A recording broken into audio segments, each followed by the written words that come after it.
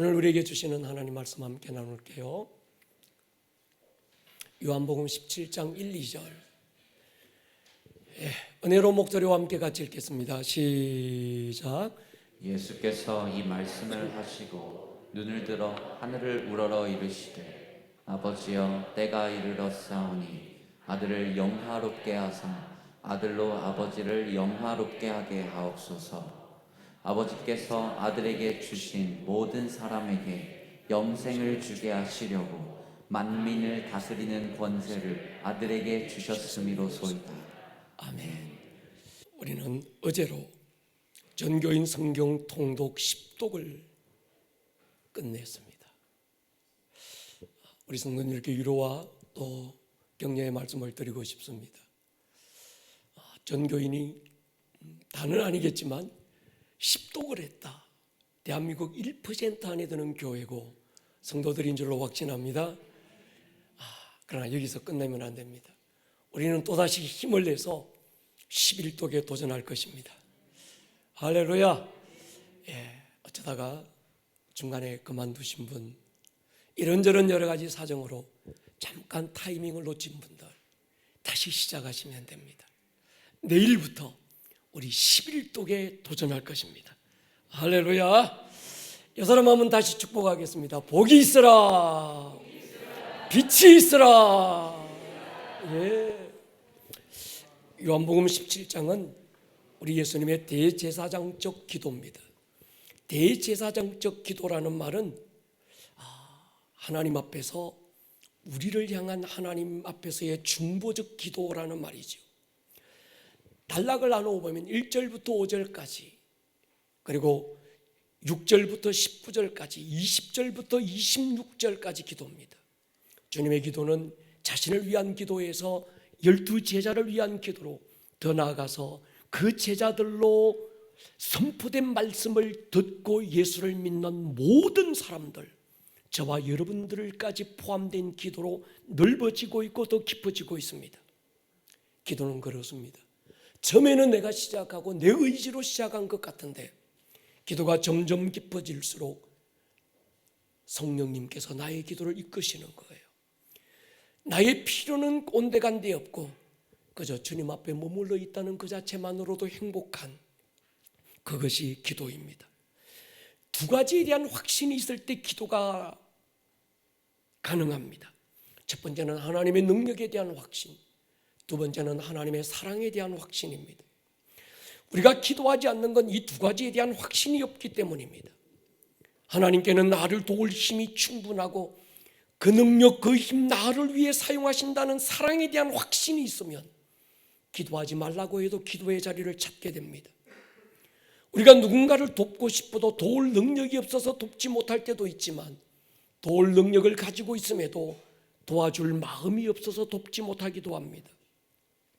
어떤 사람은 능력이 없어서 안타깝고 어떤 사람은 사랑이 없어서 안타깝습니다. 이것이 우리의 연약함이지요. 사랑하는 내 자식이라 무엇든지 주고 싶은 마음이야 충분한데 줄 수 있는 능력이 없어 안타까운 것이 부모의 마음 아니겠습니까? 근데 우리 하나님께는 이 두 가지가 다 충분합니다. 나의 모든 기도에 응답하실 능력이 그분께 충분하고 그 모든 능력, 나를 위해 사용하시기를 조금도 주저하지 않는 사랑으로 충만하신 분인 줄 믿습니다. 이 두 가지 사실에 대한 확신이 있는 사람은 예배하는 자리가 기쁘고 기도하는 자리를 찾는 것이 너무 즐거운 겁니다. 자기 아들이 귀신에게 매여 물에 불에 넘어지는 안타까운 사정을 들고 한 아비 주님을 찾아오지요. 자식의 불행을 보고 있는 아비가 사랑이 부족해서 돕지 못하는 건 아닐 텐입니다. 자식의 불행을 어떻게 해결해 줄 능력이 없어서 주님을 찾아온 겁니다. 주님을 만나기 전에 제자들을 만났지만 제자들은 능력이 부족해서 이 아비의 문제를 해결해 주지 못했습니다. 우여곡절 끝에 주님 만났지만 자기 아들의 문제를 해결해 줄 능력이 주님께 있다는 확신이 없었습니다. 그래서 그 아비가 이렇게 고백해요. 할 수 있거든. 내 아들을 고쳐주십시오. 쉽게는 당신에게 그런 능력이 있으면 한번 고쳐보라는 말입니다. 주님의 능력에 대한 확신이 없는 자의 태도, 이런 거지요. 주님께서 한마디를 던져요. 할 수 있거든이 무슨 말이냐? 믿는 자에게는 능치 못할 일이 없느니라. 주님께는 저와 여러분들의 모든 문제를 해결할 능력이 충분하심을 확신할 수 있기를 축복합니다. 12년 혈루병으로 병든 그 여인, 고질병으로 고통받다가 주님을 찾아오지요. 수많은 군중들에게 둘러싸여 지나시는 주님 곁으로 가만히 다가가서 옷자락만 살짝 만지고 맙니다. 주님께는 자신의 모든 절망을 소망으로, 저주를 축복으로, 죽음을 생명으로 바꿀 능력이 충분하다는 확신은 있었지만 그 능력을 자기를 위해서 베푼다는 사랑에 대한 확신이 없었기에 그저 몰래 주님 옷자락을 만졌습니다. 여러분, 우리 주님은 사랑 자체인 줄로 믿습니다. 저와 여러분들을 향한 그분의 사랑을 확신하고 오늘 가만히 옷자락만 만지는 예배가 아니라 덥석 주의 손을 붙들고 주님의 사랑을 경험하는 예배가 될 수 있기를 다시 한 번 더 주의 이름으로 축원합니다.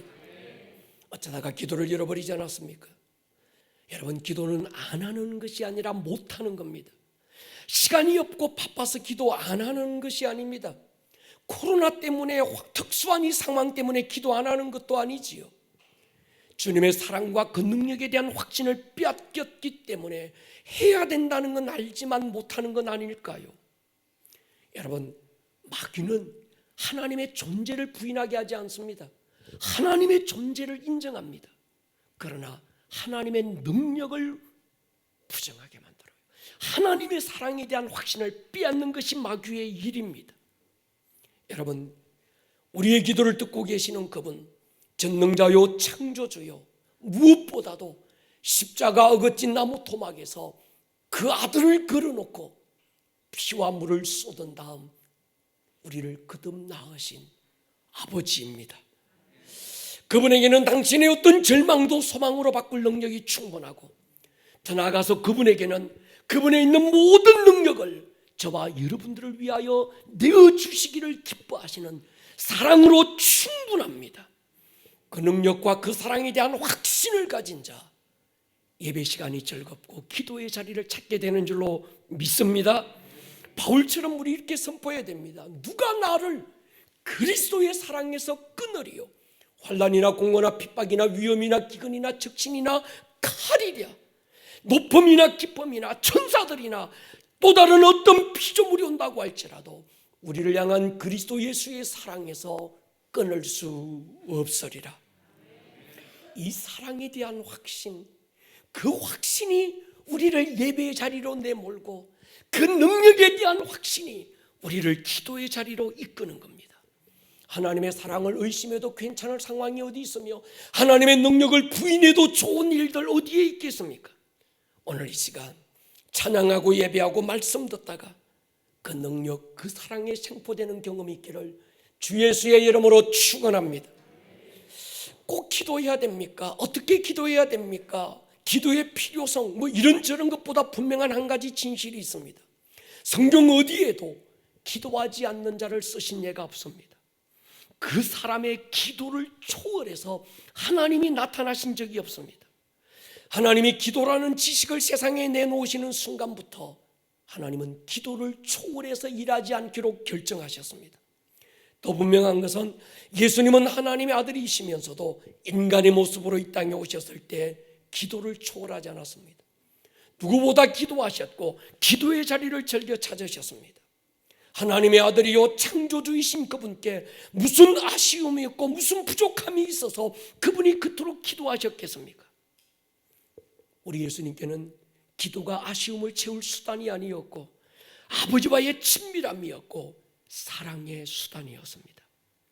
그렇습니다. 여러분, 기도는 나의 필요를 충족하기 위한 수단으로 주신 것만은 아니지요. 기도는 내 아쉬움을 해결하기 위한 수단으로 주신 건 아닙니다. 무슨 아쉬움이 있고 필요가 있어야 기도하는 건 아니지요. 더 많은 경우에 아무런 아쉬움이 없고 또 다른 필요가 없음에도 불구하고 기도를 쉬지 말아야 되는 이유가 우리에게는 있어야 합니다. 가장 분명한 이유 가운데 하나가 있습니다. 나의 기도를 들으시는 그분이 나를 낳으신 아버지고, 아멘입니까? 나는 그분의 사랑 가운데 태어난 그분의 자녀라는 사실이죠. 이 사랑의 관계에서 기도가 시작됩니다. 기도가 관계에서 시작되는 것처럼 그분의 응답도 이 관계에서 오는 거지요. 그분이 내 작은 신음에도 응답하시는 이유도 우리가 그분의 자녀이기 때문이고, 우리가 날마다 그분께 나아가는 이유도 그분이 나의 아버지라고 하는 한 가지 사실 외에는 아무것도 남겨두지 말아야 합니다. 우리가 불쌍하고 가련해서 응답하시는 것도 아니지요. 우리의 지극정성 남달라서 응답하는 것도 아닙니다. 사랑이 기도하지 않고서는 견딜 수 없게 만들고, 사랑이 응답하지 않고 손 내밀지 않고서는 견딜 수 없게 만드는 힘이었던 거지요. 기도를 내 아쉬움을 해결하는 수단쯤으로 생각하기 때문에 우리의 신앙이 얕아진 겁니다. 우리의 기도는 절간에서 복달라고 1080번 탑을 돌고 108번 절하는 사람들과 달라야 하지 않을까요? 산에 가서 산신령에게 기도하고 깎아 만든 돌에 빌고 비는 그런 사람들과의 기도는 달라야 되지 않을까요? 여러분 보십시오. 여러분의 자녀들이 평소에는 엄마 아빠가 있는지 없는지 존재감마저 잊어버렸다가, 그래서 학교 돌아오면 아니면 밖에 나갔다 돌아오면 엄마 아빠 인사도 안 하고 그냥 자기 방에 문 탁 닫고 들어가서 쌩 깔고 있다가 필요하면 엄마 돈, 이게 왼수지 자식일까요? 아빠 돈, 얼마나 징그럽겠어요. 예수님은 하나님의 아들이시라도 기도를 초월하지 않았습니다. 히브리서 기자는 이렇게 말합니다. 히브리 5장 7절에 보면요, 그는 육체에 계실 때 자기를 죽음에서 능히 구원하시리에게 심한 통곡과 눈물로 간구와 소원을 올렸고 하나님은 응답했다고 그럽니다. 심한 통곡과 눈물로 시간마다 아버지 앞에 나갔던 주님, 그 예수님은 중요한 일을 결정해야 될 때는 더 많이 기도하셨습니다. 12제자 선택하실 때 밤이 맞도록 기도했습니다. 오늘 요한복음 17장 십자가를 눈앞에 두고 주님은 긴 기도의 자리에 머물렀습니다. 겟세마네 동산에서 주님의 기도를 성경은 이렇게 표현합니다. 땀방울이 핏방울처럼 떨어지는 기도. 얼마나 용을 쓰고 얼마나 전심을 쏟았으면 못의 혈관이 터져서 피부를 뚫고 땀과 함께 흐를 정도로 기도하신 분. 오늘 요한복음 17장 예수님의 기도는 자신의 필요에 대한 호소가 아니었습니다.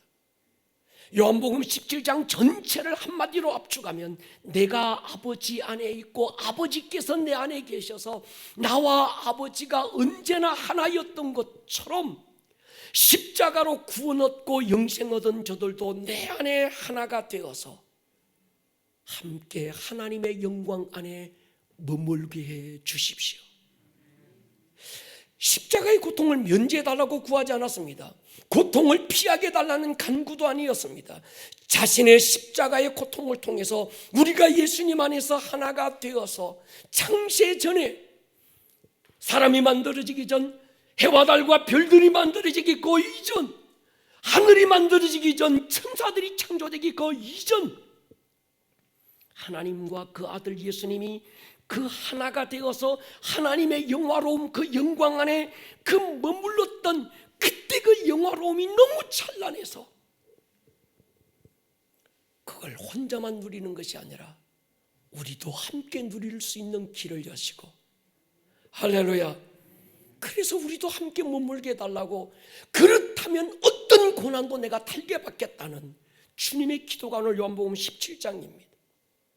여러분, 우리 문제는요, 구원에 대한 우리의 지식이 너무 막연한 것이 있습니다. 막연하게 알면 막연하게 믿어요. 막연하게 믿는 사람은 막연하게 살아갑니다. 정확하게 알아야 정확하게 믿을 수 있고, 정확하게 믿는 사람만 정확하게 살아낼 수 있습니다. 그런 고민 해보셨습니까? 창세전에 하나님과 예수님 뭐하고 계셨을까? 뭐하고 계셨을까요? 요한복음 17장과 에베소서 1장은 창세전의 비밀들을 우리에게 풀어놓은 성경이거든요. 거기에 보면 예수님은 하나님 아버지와 함께 영광을 누리고 계셨습니다. 그 영광이 너무나도 찬란하고 그 영광이 너무나도 영화로워서 그 영광, 그 영화로움을 함께 누릴 대상으로 인간을 창조하시기로 결정하시고, 다른 어떤 피조물과 달리 유독 인간들만 하나님의 형상대로 창조하셨습니다. 여러분, 우리가 그렇게 창조됐습니다. 어쩌다가 태어난 존재 아니지요. 하다 보니 가다 보니 예수 믿는 것 아닙니다. 천국 갔다 오셨다는 많은 분들의 간증을 들어보면 천국에 가보니까 어떤 사람은 금연류관 쓰고 다니는데 어떤 사람은 개털모자 쓰고 다닌다고 말해요. 어떤 사람은 최고급 맨션 아파트에 사는데 어떤 사람은 얼기설기 움막 짓고 산다고 말합니다. 여러분, 그런 곳이 천국이라면 세상과 별 다를 게 없습니다. 경주 박물관에 가보십시오. 옛날 왕들이 쓰고 다니던 금연류관의 무게가 얼마나 무거운지 아십니까? 밤낮없이 그 무거운 거 쓰고 다니면 목 디스크 걸려서 보호대 다 하고 다녀야 되는 게 천국일 겁니다. 동의하십니까? 천국의 맨션 아파트가 어디 있을까요? 이 땅에서 최고급 펜트하우스에 사는 사람들에게는 그 천국이 무슨 의미가 있을까요? 천국은 그런 데가 아닙니다. 천국은 우리 예수님께서 분명하게 말씀하셨습니다.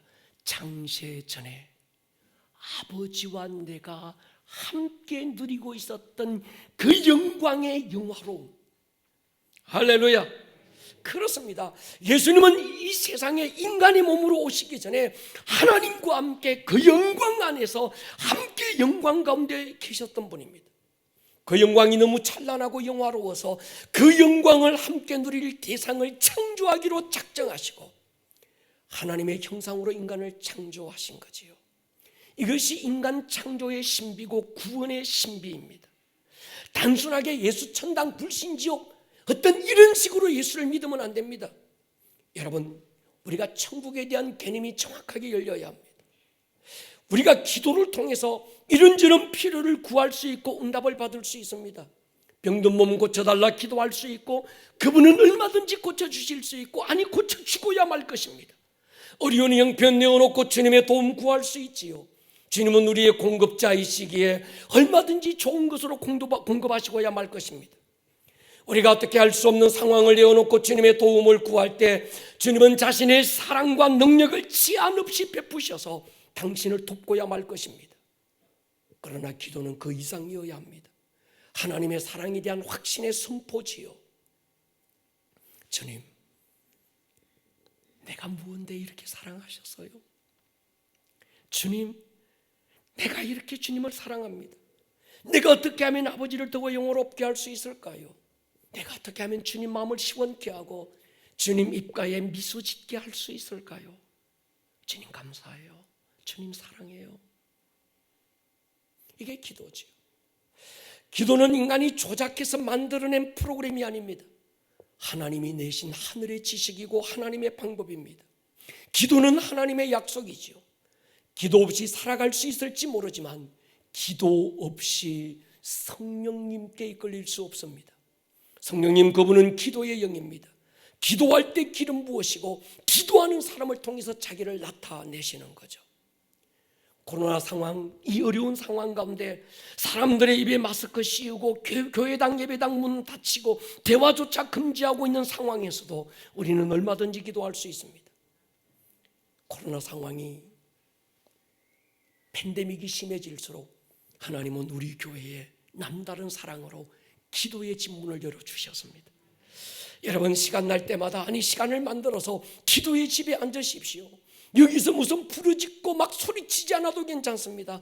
그냥 다윗처럼 10편 27편 4절에 그 다윗처럼 내가 여호와의 집에 살면서 여호와의 아름다움을 바라보고 그의 성전에서 그분을 사모하는 것, 여러분, 그것이 기도가 아닐까요? 어떤 분의 간증입니다. 기도의 집에 올 때마다 어린 아이를 데리고 왔답니다. 자기는 하나님께 예배하는 동안 그 아이에는 기도의 집 바로 옆에서 그림을 그리게 했어요. 예배가 끝나고 집으로 돌아가면서 우연히 이 아이가 어떤 그림을 그리고 있나 덜쳐보다가 이 엄마가 깜짝 놀랐습니다. 자신이 마음으로 기도한 것에 대한 예언적 응답을 이 아이가 그림으로 그려낸 거예요. 그래서 물었습니다. 너 이 그림을 어떻게 그렸니? 그냥 엄마 찬양하고 있을 때 자기는 그냥 그렸다는 거예요. 그냥 그린 그림이고 잠시 하나님의 성전에서 그 기도의 집에서 머물러서 하나님의 아름다움을 바라보고만 있었을 뿐인데, 자기 마음의 소원을 아시는 주님은 그 아이가 그린 그림을 통해서 하나님의 예언적 응답을 나타내 주시고 보여주신 거예요. 여러분, 기도하면 부르짖고 아니면 몸을 흔들면서 하나님과 한판 씨름하는 것으로 생각하고 그렇게 해야 기도 좀 한 것 같고 하나님이 응답한 것처럼 느낄 수 있는데, 그런 게 기도는 아닙니다. 그냥 기도의 집에 오셔서 앞에서 예배팀들이 예배를 하고 하나님께 찬양하고 있을 때 나는 그냥 그 집에 머물러 있는 거예요. 저도 10년 전 캔사스 시티에 있는 국제 기도의 집에 아내와 함께 갔을 때 처음엔 참 어색했습니다. 전 세계 사람들이 인종, 국가, 문화를 초월해서 24시간 기도의 집에 앉았는데, 어떤 사람은 책 들고 다니면서 희죽희죽 웃기도 하고, 어떤 사람은 노트북 들고 와서 거기서 뭔가 자기 작업을 하기도 하고, 어떤 사람은 아예 털어누워서 잠을 자기도 하고, 머리 흔들고 막 이러는 사람은 집사람하고 저하고 둘이밖에 없었습니다. 한쪽에서는 바디워시 플레이스가 있어서 거기에서는 음악을 맞추어서 춤을 추는 분도 있었어요. 며칠이 지나니까 기도하던 아내가 안 보여서 한참 찾아보니까 워십 플레이스에서 혼자 춤을 추고 있는 거예요. 춤을 추다가 주님이 아내를 만지는 걸 경험하고 치유하고 다시 일으키는 걸 저는 보았습니다. 꼭 소리 높여 부르짖지 않아도 괜찮습니다. 나의 모든 필요를 주님께 올려드리고 하나님 앞에 마주 앉으십시오. 기도는 나의 필요를 구하는 걸 넘어서 그분 앞에 마주 앉는 거지요. 어제 저녁 기도의 집에서 앞에서 우리 기도팀들이 열심히 예배하고 찬양할 때, 장로님들 막 말씀으로 선포할 때, 저는 한쪽 구석에서 이 아이패드 들고 와서 오늘 설교를 마무리하는 거예요. 하나님께서 오늘 어떤 말씀을 주실까? 주님, 내 감정, 내 생각 다 지우시고 주고 싶으신 주님의 의지가, 사랑으로 가득한 주님의 그 감정이 설교 시간에 성도들을 덮어주십시오. 그런 마음으로 저는 그냥 아이패드 들고 와서 뭐 다른 거 뭐 찬양하든지 말든지 옆에서 막 선포하든지 말든지 저는 그냥 설교 준비하고 마무리하려고 앉아 있는 거예요. 근데 그 자체가 너무 행복한 겁니다. 사무실에 앉아서 목양실에 앉아서 말씀 붙들고 막 고민하는 10시간보다 기도의 집에서 1시간 반 앉았는데 그 시간 주시는 영감이, 그 시간 내게 다가오시는 주님의 특치가 너무 황홀한 거예요. 할렐루야. 팔복이 예수님의 공생의 첫 선포였다면 요한복음 17장은 예수님 공생의 마지막 선포라는 데 의미가 있습니다. 아버지여, 때가 이르렀사오니, 때는 십자가의 죽음의 때를 말합니다. 십자가의 죽음의 때가 임박했다는 사실을 알고 계셨던 주님은 요한복음 17장에서 주님 앞에 나가서 마지막 소원을 올리고 있습니다. 첫 번째 소원은 8가지 복을 받고 누리는 것이었고, 마지막 소원은 요한복음 17장 주님의 기도에 담겨 있다고 한다면, 오늘 요한복음 17장만큼 깊은 기도가 어디 있고 그 깊은 은혜의 바다가 또 어디 있겠습니까? 여러분 보십시오. 임종을 앞둔 사람에게 당신의 마지막 소원이 뭐냐고 물을 때 그 소원은 그냥 소원이 아니지 않겠습니까? 그렇다면 지금 예수님의 마지막 소원의 17장의 기도는 결코 가벼운 기도가 아닌 거지요. 주님은 먼저 이렇게 기도합니다. 아버지여, 때가 이르렀사오니 아들을 영화롭게 하사 아들로 아버지를 영화롭게 하게 하옵소서. 주님의 소원, 아버지를 영화롭게 하는 것입니다. 주님은 아들인 자신에게 하라고 주신 일을 다 이루어서 아들로 아버지를 영화롭게 할 수 있게 해달라고 지금 기도합니다. 그러면 아들이 아버지를 영화롭게 하는 일이 뭡니까? 아버지를 영화롭게 하라고 하나님은 그 아들을 인간의 모습으로 이 세상에 보내셨고, 아들은 아버지를 영화롭게 하기 위해서 이 땅에 와서 이제 십자가를 눈앞에 마주하고 있는 이 상황인데, 아버지와 아들이 함께 영화롭게 되는 영화로움이 도대체 뭘까요? 우리가 이건 아셔야죠. 2절입니다.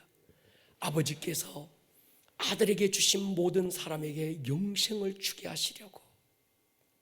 여러분, 이 한마디 기도가 얼마나 큰 능력이 되는지 아십니까? 아버지께서 아들 예수님, 장세전에 아버지와 아들이 하나가 되어서 그 영화로움 가운데 머물던 그 영화로움 안에 있던 그분들이 두 분이 결정하시고 성령 삼위 하나님이 결정하셔서 우리에게 영생을 주게 하시려고 그 아들을 인간의 모습으로 이 땅에 보내셨다는 거예요. 그것이 아들이 아버지를 영화롭게 하는 것이었고 아버지가 지금 그 아들을 영화롭게 하는 것이라는 거예요. 사랑하는 여러분, 여러분이 받은 구원과 영생은 이런 무게입니다. 여러분이 예수 믿고 구원받고 하나님의 자녀가 됐다는 사실, 이만큼 크고 이만큼 중요하고 이만큼 무게 있는 일이었습니다. 아들이 아버지를 영화롭게 하는 것이고 아버지가 아들을 영화롭게 하는 그 일, 그것이 우리가 영생을 얻는 거지요. 이를 위해서 아들을 보냈고 아들은 십자가를 져야 될 만큼 막중한 무게가 저와 여러분들 구원받은 그 영생에 있는 거예요. 여러분, 값없이 받았다고 싸구려는 아닙니다. 가치가 없어서 값없이 주신 것이 아니라 이 세상 어떤 가치로도 매길 수 없기에 값없이 그냥 주셨습니다. 성도는 영생을 얻기 위해 노력하는 자들이 아닙니다. 너 영생 얻을래? 천국까지 한번 용서서 올라와 보라 하지 아니하시고 그런 능력 내게 없음을 아시고 아버지 안에 있던 그분이 사람의 모습으로 이 땅에 오신 거예요. 여러분, 요한복음 3장 16절, 그냥 우리가 하나님이 세상을 이처럼 사랑하사 독생자를 주셨다라고 말하지만 하나님이 세상을 이처럼 사랑하사 독생자를 주신 이유가 뭡니까? 이는 저를 믿는 자마다 멸망치 않고 영생을 얻게 하려고 하는 것 아니었습니까? 요한복음 5장 24절 보십시오. 같이 한번 읽겠습니다. 시작. 내가 진실로 진실로 너희에게 이르노니 내 말을 듣고 또 나 보내신 이를 믿는 자는 영생을 얻었고 심판에 이르지 아니하나니 사망에서 생명으로 옮겼느니라. 할렐루야. 영생을 얻었고 앞으로 얻을 수도 있어. 어쩌면 얻을지 몰라. 그래, 영생을 얻을 가능성이 조금 있어. 이게 아닙니다.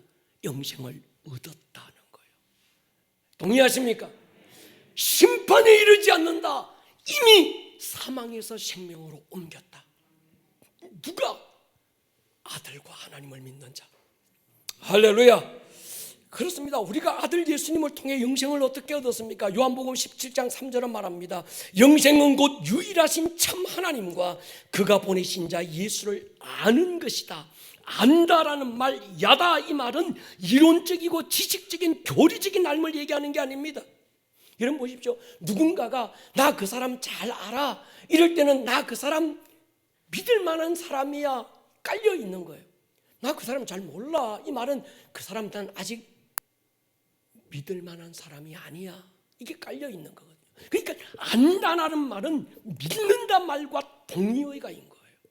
난 하나님을 알아요, 하나님을 믿는다는 겁니다. 난 예수님을 알아요, 이 말은 난 예수님을 믿는다는 거예요. 동의하십니까? 그렇습니다. 이것이 가장 우리 믿음의 중요한 기초입니다. 우리는 그 예수님을 알고 그 하나님을 알아서 우리는 영생을 얻었습니다. 요한복음 6장 보십시오. 내 아버지의 뜻은 아들을 보고 믿는 자마다 영생을 얻는 이것이니 마지막 날에 내가 이를 다시 살릴 것이다. 아버지의 뜻이 어디에 있습니까? 아들 예수님을 통해서 영생을 얻는 것입니다. 우리는 이를 위해서 예수를 믿고, 할렐루야, 이것이 우리 존재의 목적이고 예수 믿는 신앙의 근본 목적입니다.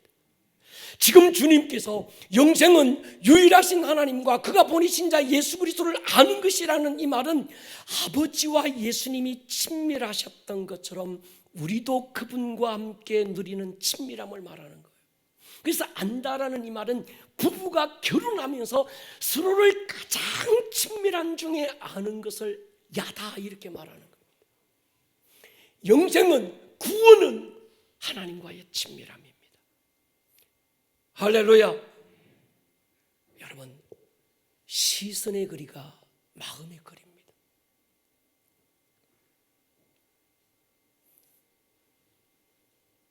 내 눈에서 멀어지면 마음에서 멀어지는 거예요. 주님과의 친밀함은 그분 앞에 사는 거예요. 우리가 팔복에서 공부했던 것처럼 어떤 사람은 천국들에서, 성막들에서 저 멀리 있는 하나님의 영광을 바라보는 자들도 있을 겁니다. 어떤 사람은 성소 안에서 희미하게나마 하나님의 영화로움을 바라보는 자들도 있을 거예요. 어떤 사람은 지성소 하나님의 면전에서 얼굴과 얼굴로 그분을 바라보고 그분의 영광 안에 머무는 자들도 있지 않을까요? 저는 다른 교회는 몰라라. 세상에서 가장 아름다운 교회, 가장 꿈이 있는 교회, 우리 교회 성도님들만큼은 뜰에 머물 수 없고, 할렐루야, 하나님의 영광 한가운데서 그분을 얼굴과 얼굴로 마주 바라보고 그분과 함께 영화로움 안에 살 수 있는 이 은혜가 있기를 주의 이름으로 축원합니다. 여러분, 이것이 하나님의 뜻입니다. 영생은 유일하신 하나님과 그가 보내신 자 예수 그리스도를 아는 것. 그래서 호시아 선지자는 이렇게 말했습니다. 우리가 여호와를 알자, 힘써 여호와를 알자. 그의 나타나심은 새벽빛같이 어김이 없나니 비와 같이 땅을 적시는 늦은 비와 같이 우리에게 임하시리라. 지난주 어제지요, 스티브 선교사님, 이 선교사님 오셔서 첫 계명의 회복에 대한 은혜를 부어주셔서요, 우리가 구원받았다는 말 마음을 다하고 뜻을 다하고 목숨을 다하여 주님을 사랑하는 사랑의 회복이라는 거예요. 여러분, 가장 큰 능력은 친밀함에서 옵니다. 에스더가 왕과의 그 친밀함이 하만을 꺾고 모든 동족을 살리는 그 강력한 힘이 어디서 나왔을까? 에스더의 친밀함에서 나온 거예요. 믿음으로 산다는 말, 그 나라에서 누리게 될 그 하나님과의 친밀함을 오늘 예배 가운데서 누리는 거예요. 할렐루야. 예배가 뭡니까? 하나님과의 친밀함의 최고의 현장입니다. 기도의 집이 뭡니까? 하나님과의 친밀함을 경험할 수 있는, 하나님이 하늘의 하늘을 이 땅에 끌어내려서 우리 가운데 보여주신 자리가 기도의 집이 아닐까요? 베델의 현장, 하늘이 내려오고 이 땅이 올라가서 사닥다리 가운데서 하늘과 땅이 연결되는 그 자리, 그게 기도의 집인 거죠. 여러분, 요한복음 17장 24절 보십시오. 같이 한번 읽을게요. 시작. 아버지여, 내게 주신 자도 나 있는 곳에 나와 함께 있어. 아버지께서 창세전부터 나를 사랑하심으로 내게 주신 나의 영광을 그들로 보게 하시기를 원하옵나이다. 저는 이 말씀을 묵상하다가 가슴이 펄떡펄떡 뛰었습니다. 예수님의 기도예요. 아버지요, 예수님만 다시 아버지께 돌아가서 아버지 안에서 그 영화로움을 회복하는 것이 아니라 내게 주신 자도 나 있는 곳에 함께 있어. 아버지께서 창세전부터 나를 사랑하셔서 내게 주신 그 영광을 내게 주신 그들도 함께 보게 하시기를 원합니다.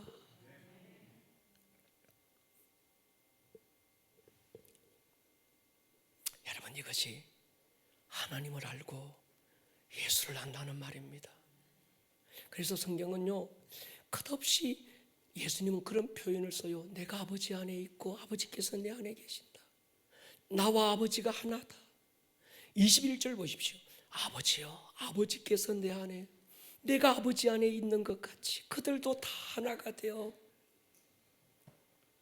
우리 안에 있게 하사 세상으로 아버지께서 나를 보내신 것을 믿게 하옵소서. 내게 주신 영광을 내가 그들에게 주었사오니 이는 우리가 하나가 된 것 같이 그들도 하나가 되게 하려 함이니이다. 내가 그들 안에 있고 아버지께서 내 안에 계셔서 그들로 온전함을 이루어 하나가 되게 하려 함은 아버지께서 나를 보내신 것과 또 나를 사랑하심 같이 그들도 사랑하신 것을 세상으로 알게 해 주십시오. 그러니까 여러분, 예수천당 불신지옥 뭐 간단한 이 한마디로 해결될 문제가 아니라는 거예요. 동의하십니까? 이 말씀이 듣기는 어렵고 이해하기 어려울 수 있지만 이 시간 성령님께서 들을 귀를 열어주시기를 축복합니다. 지혜와 계시의 영을 부어주시기를 축복합니다. 여러분, 예수 믿는다는 것 단순히 예수 믿고 복받고 만사 형통하고 죽으면 천당 간다 이게 아닙니다. 잘되고 잘된다 싸구려 복음에 속지 마십시오. 예수 믿고 어려울 수 있고 예수 믿고 힘들어질 수 있지만, 그렇지만 나는 끝없이 하늘의 영광을 잃지 않는 거예요. 동의하십니까? 여러분, 바른 복음을 들어야 바르게 믿습니다. 동의하십니까? 믿음은 들음에서 나는 겁니다. 어떤 복음을 듣느냐가 우리의 믿음을 결정할 수 있습니다. 근데 뭐 예수 믿으니까 사람들 자꾸 그렇게 얘기해요. 내가 예수 믿고 나니까 뭔가 출세하고 예수 믿고 나니까 뭔가가 잘 되더라. 교회 갔는데 안 갔을 때보다 갔다 오고 나니까 마음이 평안이 하디야. 여러분, 그건요 심리 프로그램 하나만 던져줘도 그 평안함은 얼마든지 누릴 수 있습니다. 예수 믿으니까 야 내가 생각이 바뀌어서야 긍정적 마인드가 생겼고 적극적인 사고방식이 생겨서, 여러분 그건요 좋은 강연 하나 들어도 얼마든지 가능한 일입니다. 복음은 그런 게 아닙니다. 영생을 얻는 겁니다. 할렐루야. 내가 예수님 안에 있어서 그분이 내 안에 계셔서 그분이 창세전에 아버지 안에서 함께 누렸던 그 영화로움 안에 우리 또한 함께 뛰어들어가서 그 영화로움을 함께 누리는 거예요. 동의하십니까? 에베소 1장 보십시오. 찬송하리로다 하나님 주 우리 예수 그리스도의 아버지께서 그리스도 안에서 무슨 복을 줍니까? 하늘에 속한 모든 신령한 복을 주셨다. 어떤 복인데요? 창세전에 그리스도 안에서 우리를 택하사 우리로 사랑 안에서 그 앞에 거룩하고 흠이 없게 하시려고 그 기쁘신 뜻대로 우리를 예정하사, 요건 같이 읽어야 됩니다. 시작. 예수 그리스도로 말미암아 자기의 아들들이 되게 하셨으니. 하늘에 속한 복, 예수 그리스도로 말미암아 그 예수 안에서 우리가 하나가 되어서 Son of God, Child of God이 아닙니다. Son of God, 하나님의 창작권, 하나님의 상속자, 하나님의 영광 안에 머물 자로 우리를 세우려 하신다는 거예요. 여러분, 요즘 시중에 돌아다니는 조선시대 화폐나 고려시대 해동통보, 상평통보 같은 이 화폐들 출처는 주로 무덤 안에서 발견됩니다. 옛날 죽은 자에게 저승 갈 때 노잣돈으로 쓰라고 죽은 자의 관 속에 넣어둔 돈을 도구라는 사람들이 무덤을 파헤쳐서 수집한 겁니다. 결론이 있습니다. 저승 갈 때 노잣돈 들고 갈 수 없다. 할렐루야. 지금 그게 증명되고 있는 거예요. 이 세상에 어떤 돈이, 이 세상에 어떤 권력이, 이 세상에 어떤 부귀영화가 우리를 영생을 얻을 수 있는 힘이 될 수 없다는 거예요. 그러므로 여러분, 하나님을 알고 예수 그리스도의 십자가의 은혜를 경험하는 것만 영생의 길인 줄로 믿습니다. 오늘이라고 하는 이날 우리는 그 친밀함을 누리는 겁니다. 우리에게 영생을 주시려고 아들 예수님을 사람으로 보내셨고, 아들 예수님은 사람의 모습으로 오셔서 십자가를 눈앞에 두고 아버지요, 예수께서 하늘을 이 말씀을 하시고 하늘을 우러러 가라사대 아버지요, 때가 이르렀습니다. 아들을 영화롭게 하사 아들로 아버지를 영화롭게 해 주십시오. 이 한마디 기도 저는 이미 응답됐다고 믿습니다. 우리는 그 응답의 결정체인 줄 믿습니다. 어쩌다가 아직 영생에 대한 확신이 없는 분 없습니까? 목사님, 나요 죽어봐야 알겠는데요, 요즘 내 꼬라지 보니까 아직 난 멀은 것 같아요. 한 3분의 1쯤 영생을 얻고 아직 3분의 2는 영생을 못 얻은 것 같아요.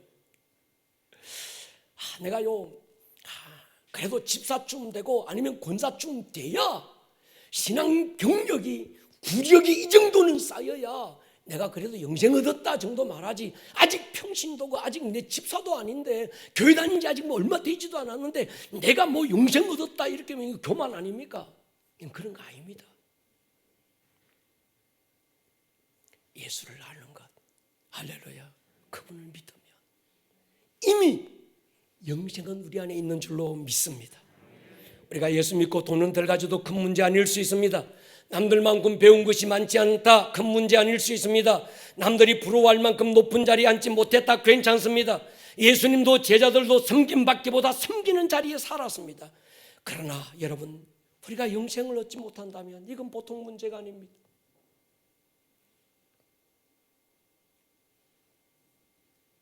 주님의 기도를 모른다고 한다면 보통 문제가 아닙니다.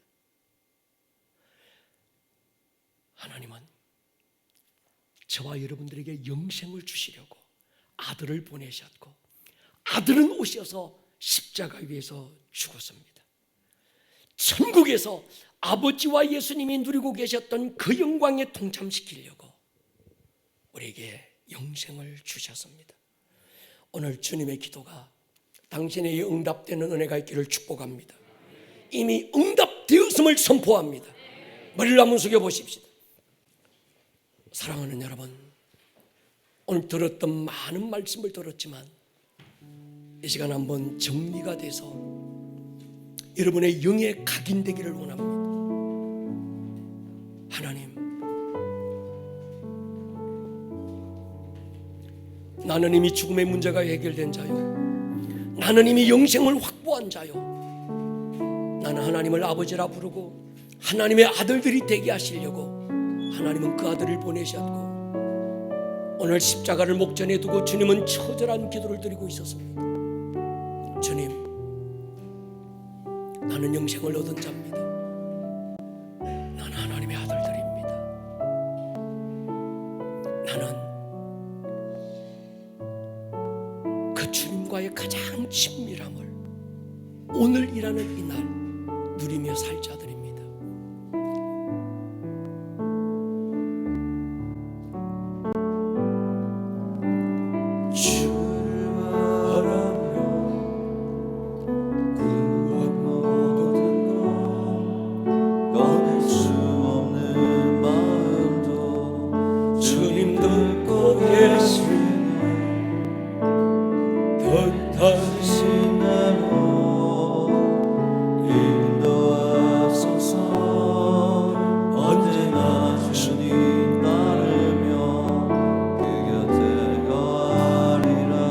주의 인자는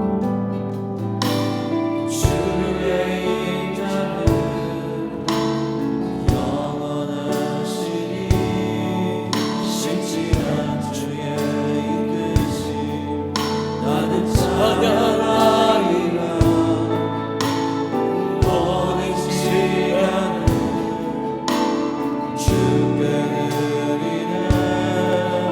한 걸음 내린 인사를 주께 드리네.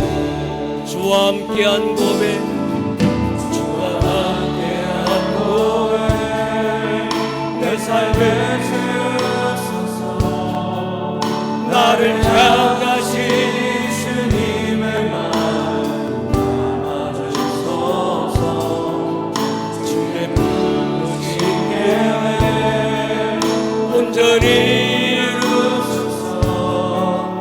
나의 삶의 경이 주의 마지막으로 우리 한번 고백합니다. 주와 함께한 고백, 주와 함께한 고백 내 삶에 채우소서. 나를 향하신 주님의 마음 담아주소서. 주의 부르신 계획 온전히 이루소서. 나의 삶의 거리 주의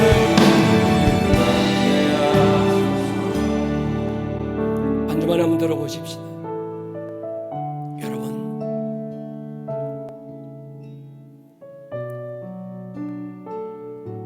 여러분이 받은 영생, 여러분이 받은 구원, 여러분이 가진 믿음, 오늘 예배할 수 있다는 것, 기도의 집이 열려 있다는 것, 얼마나 큰 신비고 얼마나 큰 은혜인지 아십니까?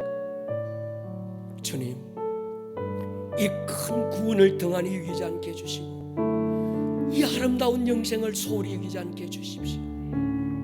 우리 시간 한번 여러분의 입술로 잠깐 고백하며 나가기 원합니다.